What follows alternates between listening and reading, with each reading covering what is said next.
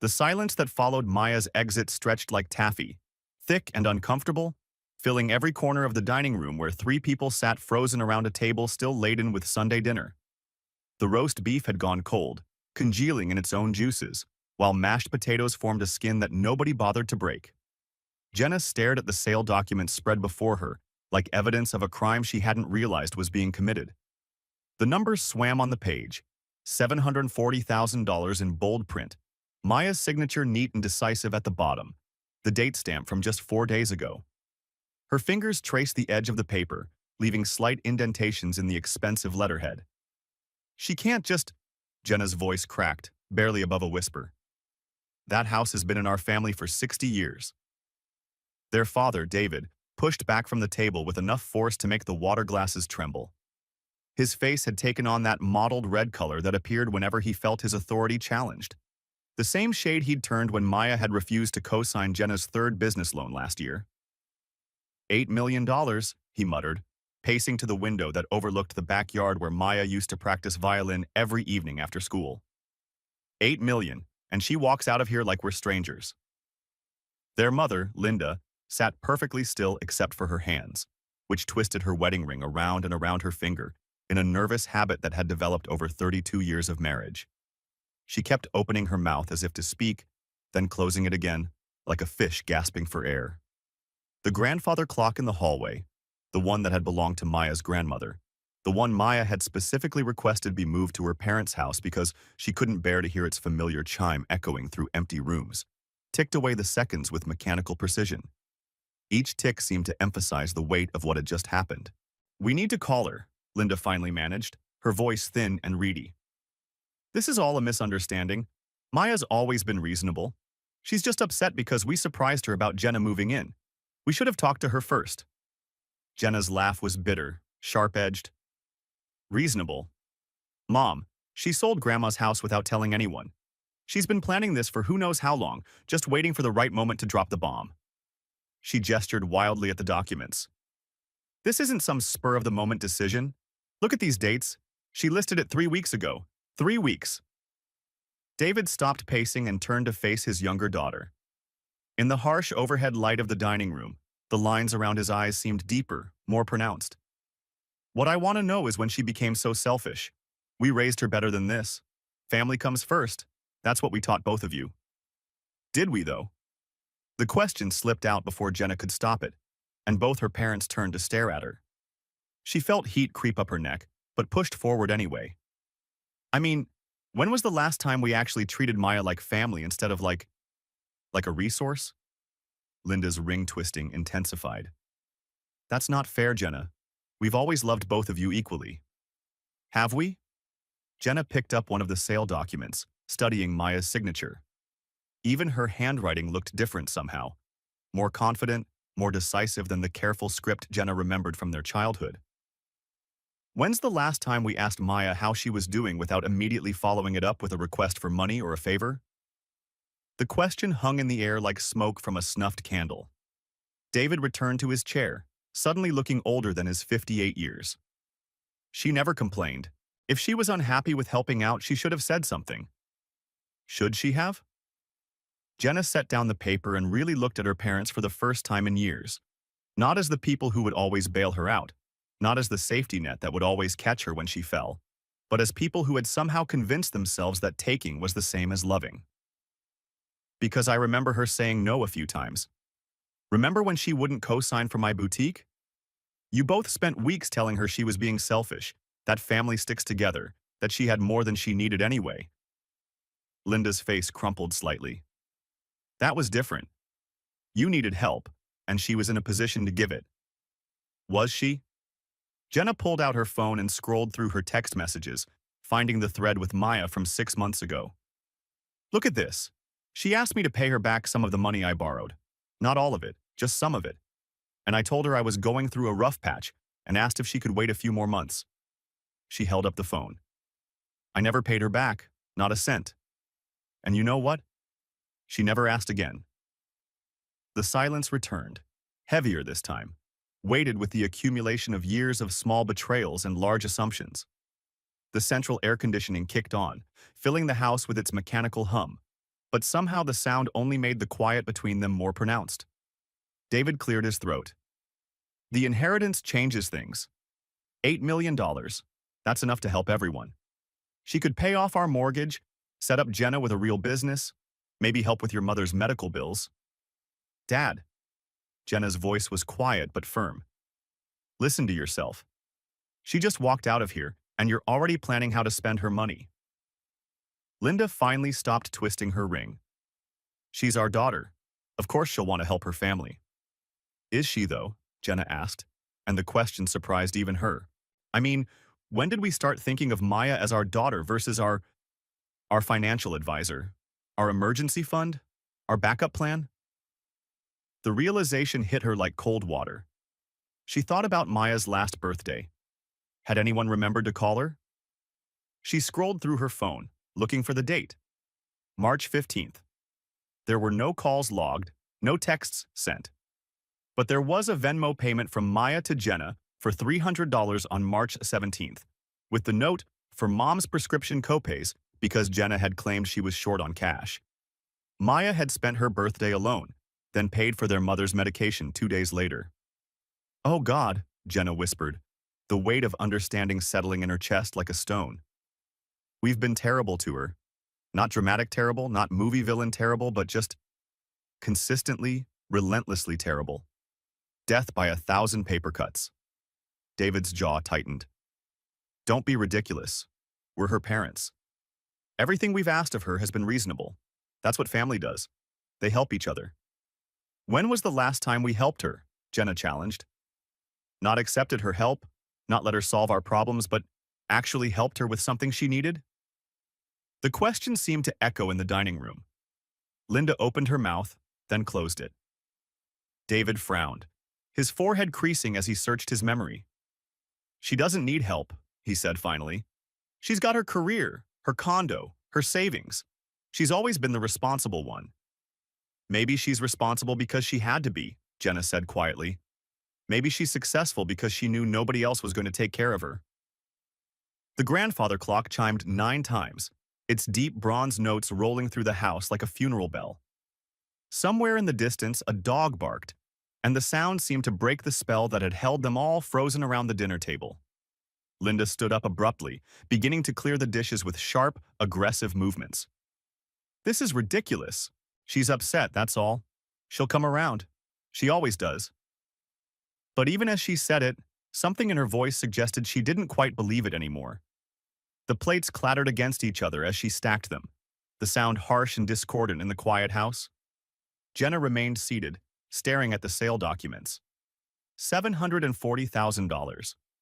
Maya had been paying taxes and insurance on that house for 5 years, probably $20,000 or $30,000 out of her own pocket, money she'd never mentioned spending, never asked to be reimbursed for. And all this time, Jenna had been planning to just move in, like it was her right. Like Maya's sacrifices were invisible, meaningless. The front door opened and closed, followed by footsteps in the hallway. For a moment, hope flared in Jenna's chest. Maybe Maya had come back. Maybe they could fix this. Maybe... But it was just David, returning from checking the mailbox. His face was grim as he held up an envelope addressed to Maya. Forwarded from her old apartment, he said, from some law office in Singapore.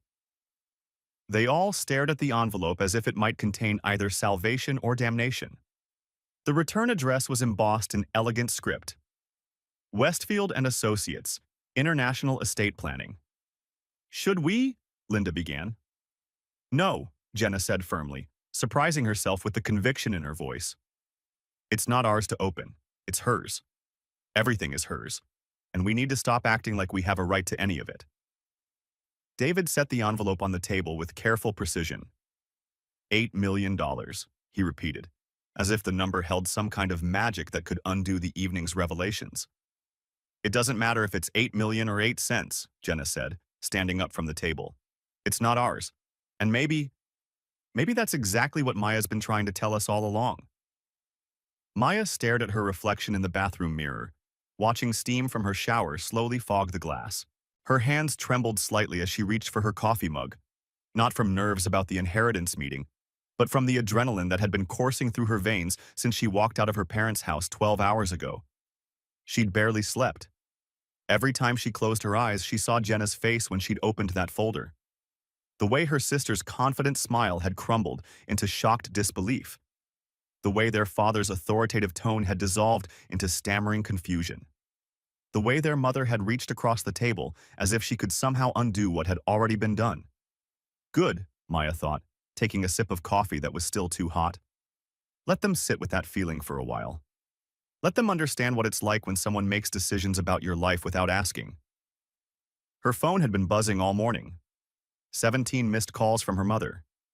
8 from Jenna. 3 from her father. She'd turned off the notifications after the 5th voicemail that started with, "Maya, sweetie, we need to talk about this inheritance situation." The law office of Westfield and Associates occupied the top 3 floors of a gleaming downtown building that Maya had driven past 1,000 times but never entered. The lobby smelled like expensive leather and fresh flowers, white orchids arranged in crystal vases that probably cost more than most people's rent. "Ms. Chen?" The receptionist's voice was cultured, professional. "Mr. Westfield is ready for you. 32nd floor, corner office." The elevator ride felt eternal. Maya caught herself checking her reflection in the polished steel doors, adjusting her blazer, running her fingers through her hair. She'd chosen her outfit carefully this morning, the navy suit she wore to important client presentations, the one that made her feel powerful and in control. Today, she needed every ounce of confidence she could muster. Robert Westfield was not what she'd expected. Instead of the elderly, stuffy lawyer she'd imagined, he was maybe 45, with kind eyes behind wire-rimmed glasses and the sort of warm smile that immediately put people at ease. His office was enormous, with floor-to-ceiling windows overlooking the city and walls lined with law books that actually looked read rather than decorative. "Ms. Chen, please sit." He gestured to a leather chair across from his mahogany desk. "Can I offer you coffee? Water?" "I'm fine, thank you." Maya settled into the chair, noting how it seemed to envelope her in softness. Even the furniture here whispered of money and power. Westfield opened a thick manila folder, much thicker than the one she'd slid across her parents' dinner table the night before. "Before we begin, I need to verify your identity." He slid a photograph across the desk. "Is this you with Margaret Chen?" Maya's breath caught. The photo showed a younger version of herself, maybe 12 years old, standing next to an elegant Asian woman in her 60s. They were in what looked like a garden, both smiling at the camera. Maya wore a sundress she vaguely remembered, and the woman had her arm around Maya's shoulders in a gesture that seemed both protective and proud. I barely remember her," Maya admitted, touching the edge of the photograph. "This must have been taken when she visited from Singapore. I was so young." "You were 11, Westfield said gently. According to her notes, it was the only time she was able to visit the United States. She wrote extensively about that trip, about meeting you.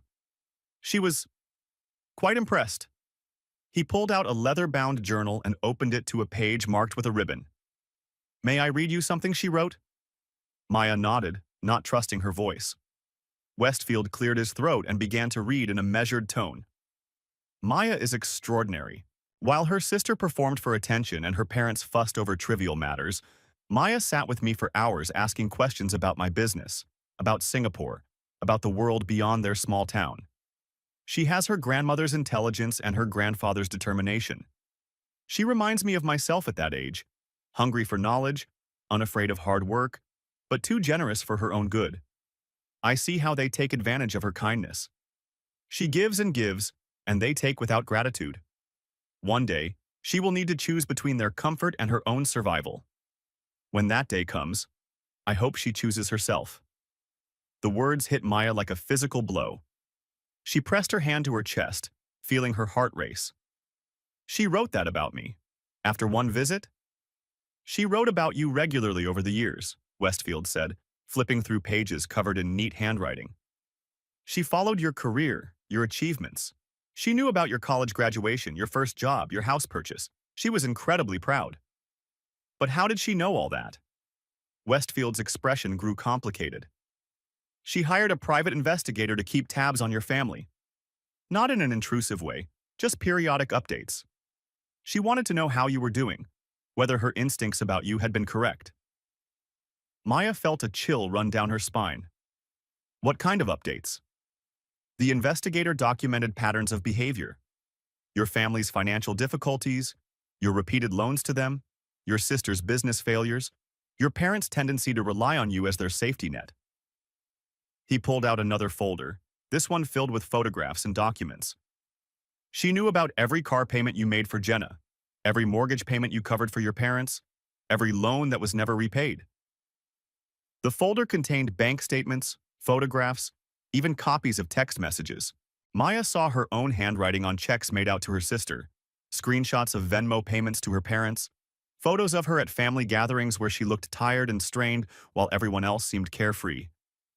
This is... Maya struggled for words. This feels like stalking. I understand your concern, Westfield said carefully. But Margaret was protecting an investment. She intended to leave you everything from the moment she met you, but she needed to be certain you wouldn't simply give it all away to the same people who had been taking advantage of you for years. He pulled out a sealed envelope with Maya's name written in elegant script. She left you a letter. I think it will explain her reasoning better than I can. Maya's hands shook as she opened the envelope. The letter was written on cream-colored paper that felt expensive between her fingers. The handwriting was the same neat script she'd seen in the journal.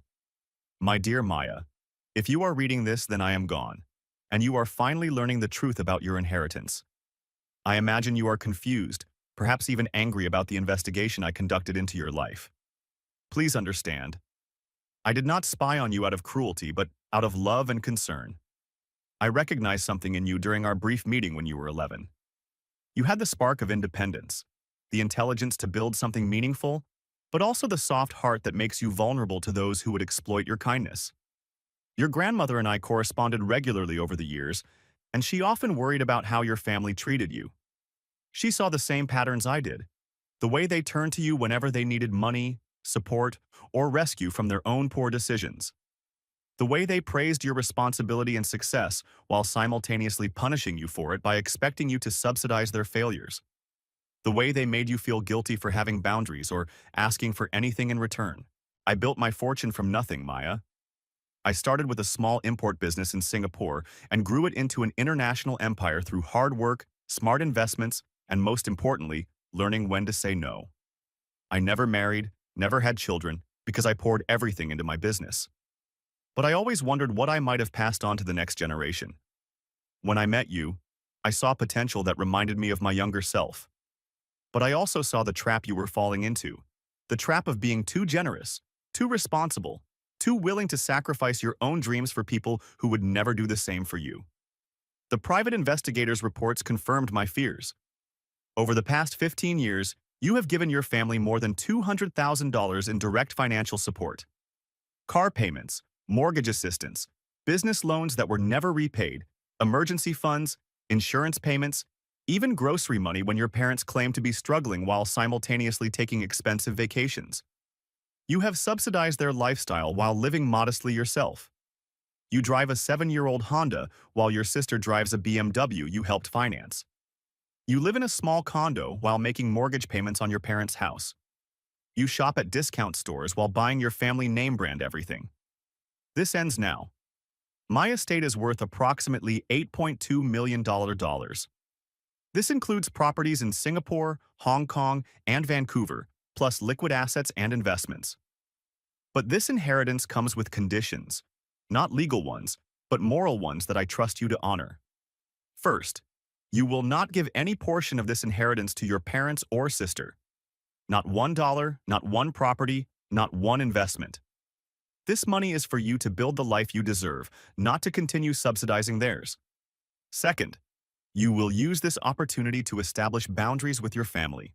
They have trained you to believe that love equals financial support, that being a good daughter or sister means sacrificing your own security for theirs.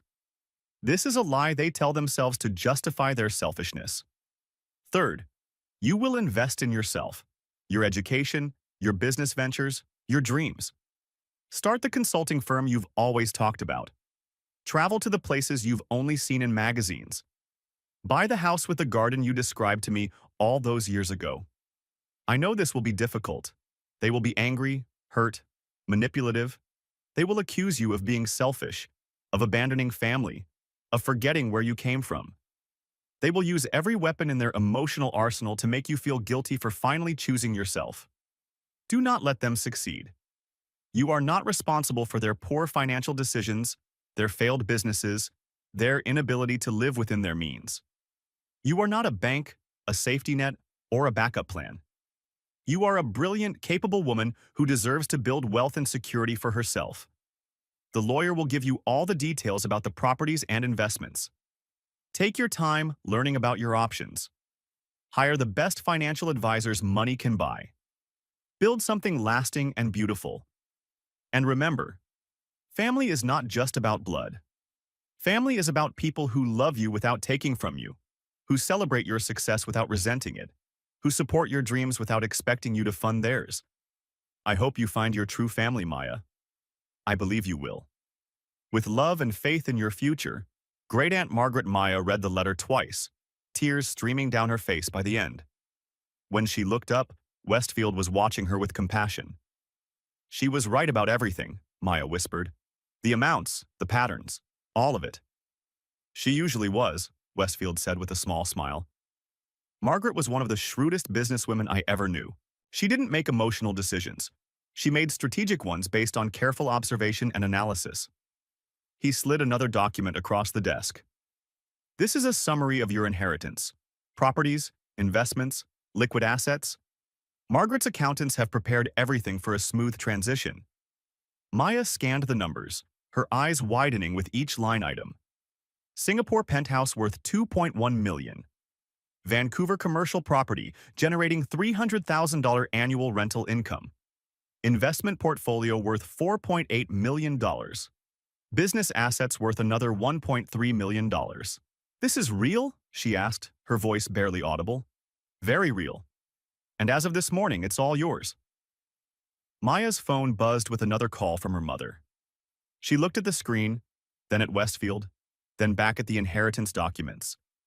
For the first time in her adult life, she had the power to say no and make it stick. She declined the call. Maya's hands trembled slightly as she gripped the steering wheel, the manila envelope from Robert Westfield's office sitting like a loaded weapon on her passenger seat. The meeting had lasted 3 hours, and her entire understanding of her family had been systematically demolished, brick by brick, lie by lie. $8.7 million. 3 properties spanning Singapore, Vancouver, and surprisingly, a penthouse in downtown Seattle that she'd driven past countless times without knowing her great aunt owned it. But the money wasn't what had left her feeling like she'd been hit by a freight train. It was the letters. 43 handwritten letters from Great Aunt Margaret to grandmother, spanning 15 years. Letters that grandmother had apparently saved and left with Margaret's attorney, with specific instructions to give them to Maya when the time was right. Letters that revealed a family history Maya had never known existed. Letters that explained exactly why her parents had always treated her differently. Maya pulled into the parking lot of a coffee shop 3 blocks from her parents' house and opened the envelope again. Her hands still shook as she reread the letter dated just 2 years ago. Dear Lynn, I know you worry about Maya carrying the burden alone. She reminds me so much of you at that age. Always giving, always responsible, always putting family first even when family doesn't deserve it. But I also see her father in her, and that worries me. Not David. I mean her real father. The strength, the independence, the way she tilts her head when she's thinking. She has his eyes, Lynn. Those dark, serious eyes that see right through people's nonsense. I know you've never told her the truth about David not being her biological father, and I've respected that choice for 28 years. But she deserves to know why she's different from Jenna, why she's always felt like an outsider in her own family. She deserves to know that the man who gave her half her DNA was brilliant, successful, and chose to walk away not because he didn't love her, but because he loved you enough to let you build the life you wanted with David. I'm leaving everything to Maya not just because she cared for you, but because she's the only one in that family who inherited the backbone to handle it responsibly. Maya's phone buzzed. A text from her mother. Sweetie, we need to talk. Can you come over? We're all here waiting. All here. That meant Jenna had called in reinforcements.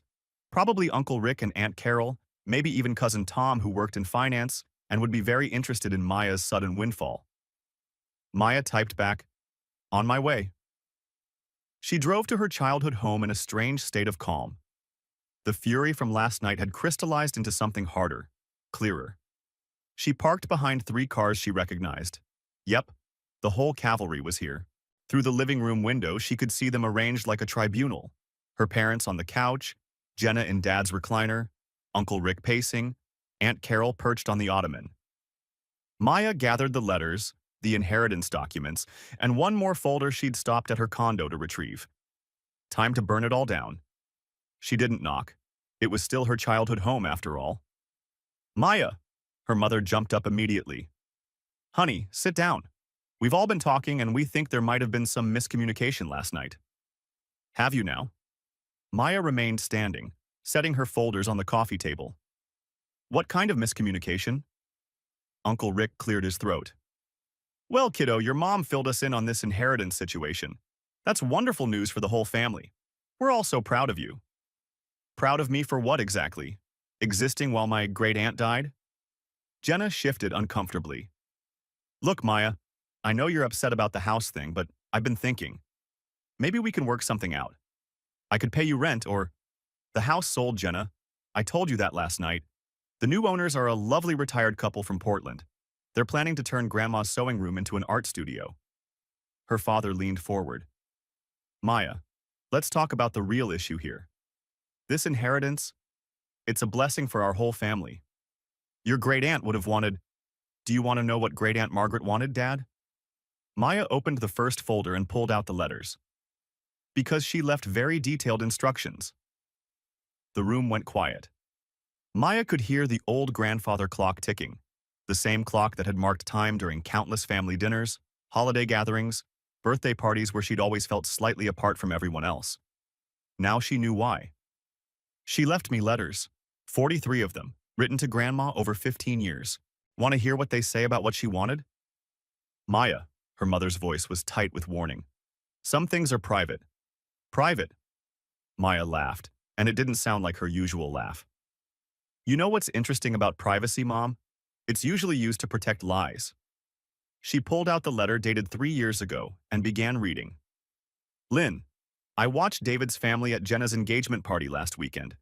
They fawned over her like she was spun gold, while Maya sat in the corner helping your mother with her medication. It broke my heart. Maya has given that family everything, her time, her money, her energy, and they treat her like the help. She deserves better than being their ATM and caretaker." "Maya, stop!" Her father's voice was sharp now. "Oh, we're just getting started, Dad. Or should I say, David?" She looked directly at him, and something in her eyes made him sink back into the couch cushions. "Because here's where it gets really interesting." Maya pulled out the letter from 2 years ago. "This one's my personal favorite." She read the paragraph about her real father aloud, watching her mother's face drain of color with each word. When she finished, the silence in the room was deafening. Jenna was the first to speak. What does that mean?" "It means," Maya said calmly, "that David isn't my biological father. Which explains a lot, actually. Like why I've never felt like I belonged in this family. Why you all treat me differently. Why I'm the responsible one who pays for everyone else's mistakes while being treated like an outsider."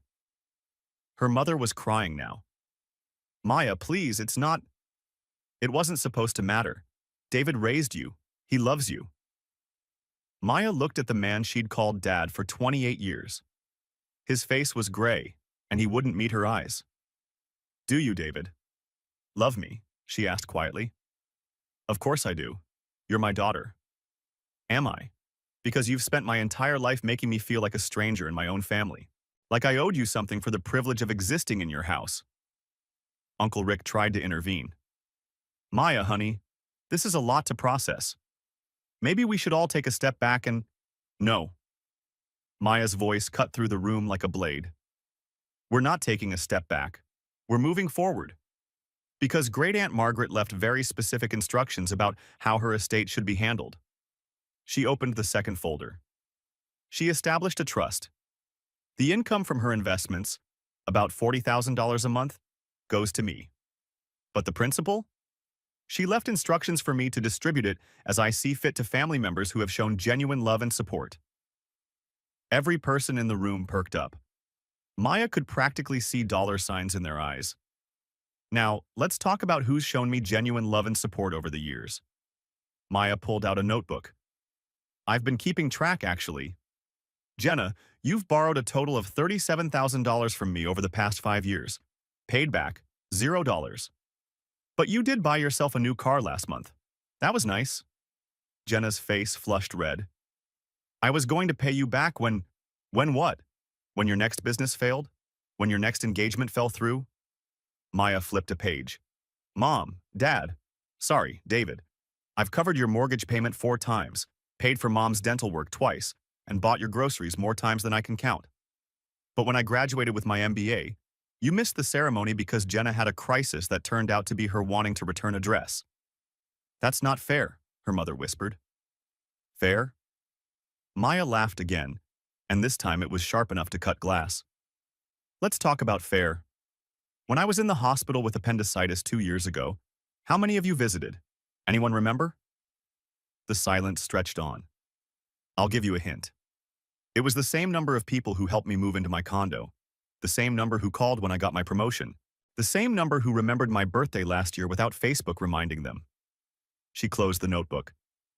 0. The answer is 0. Aunt Carol finally spoke up. Maya, we're family.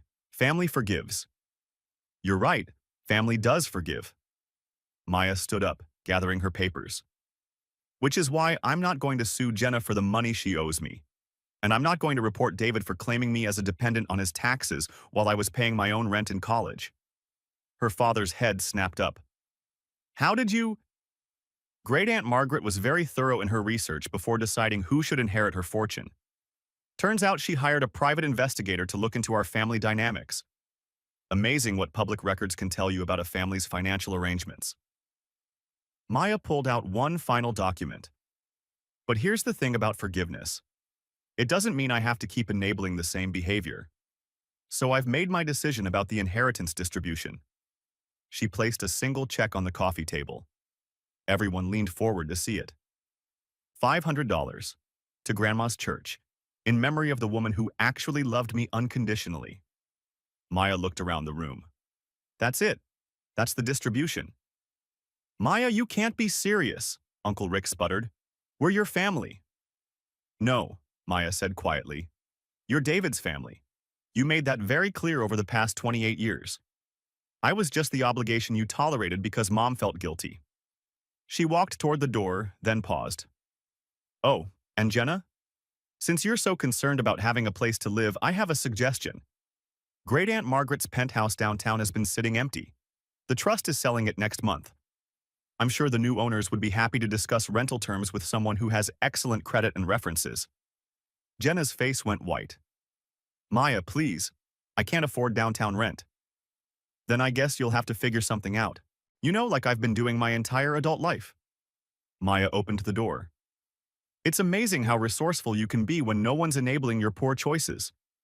Her mother called out desperately, Maya, wait, we can talk about this. We can work things out. Maya turned back one last time. Mom, I spent 28 years trying to earn a place in this family.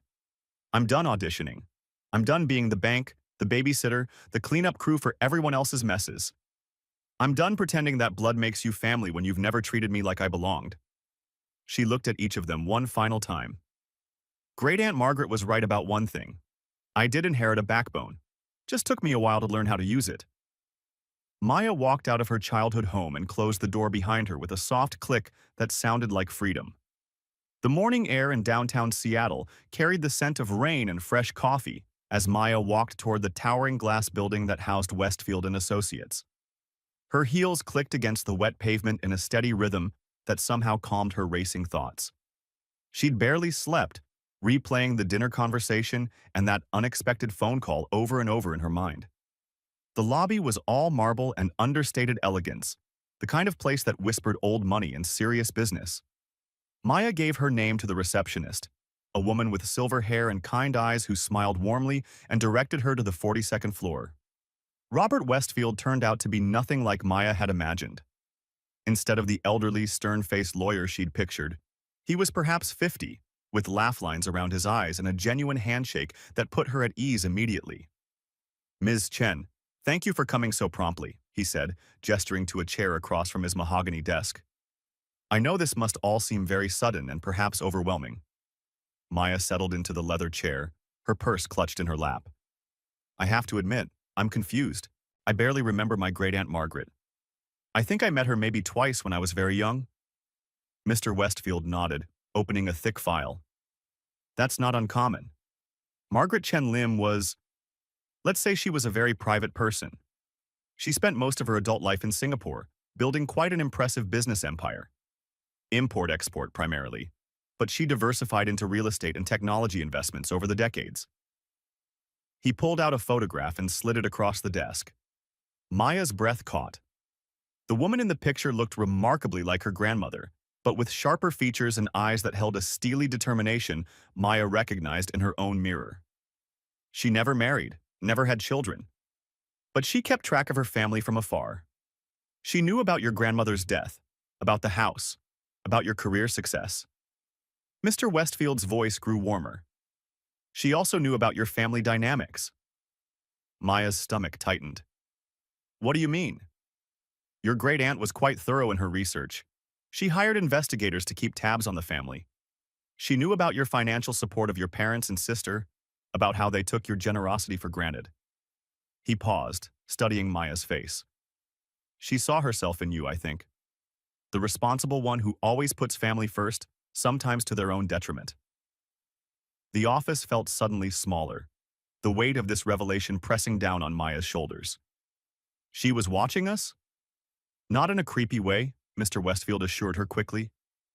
"More like, she cared from a distance. She wanted to make sure that when the time came, her legacy went to someone who would use it wisely. Someone who understood the value of hard work and wouldn't squander it." He opened another folder, this one containing official-looking documents with impressive seals. The estate includes 3 properties: a penthouse in Singapore worth approximately $2.8 million, a vineyard in Tuscany valued at $1.6 million, and a beach house in Malibu worth $3.2 million. There are also stock portfolios, bonds, and cash assets totaling just over $4 million. Maya felt dizzy. The numbers seemed surreal, like they belonged to someone else's life. That's over $11 million. $11.6 million to be precise, Mr. Westfield confirmed. "All of it yours, with one condition." Of course there was a condition. Maya had learned long ago that nothing in life came without strings attached. What kind of condition? "You have to promise to live for yourself first, to stop being everyone else's financial safety net unless you genuinely want to help, not because you feel obligated." His smile was gentle but serious. "Your great-aunt was very specific about this. She said she'd watched too many generous people get taken advantage of by family members who confused love with entitlement." Maya's phone buzzed in her purse. Then again. And again. She pulled it out to see a string of missed calls and texts from her parents and Jenna. The messages ranged from apologetic to demanding to downright manipulative. "Sweetie, we need to talk about last night. Family is forever." "Mom, Maya, don't be selfish. Think about what Grandma would have wanted." "Dad, I already put a deposit down on the movers. You can't just leave me hanging like this." Jenna Maya showed the messages to Mr. Westfield, who read them with a knowing expression.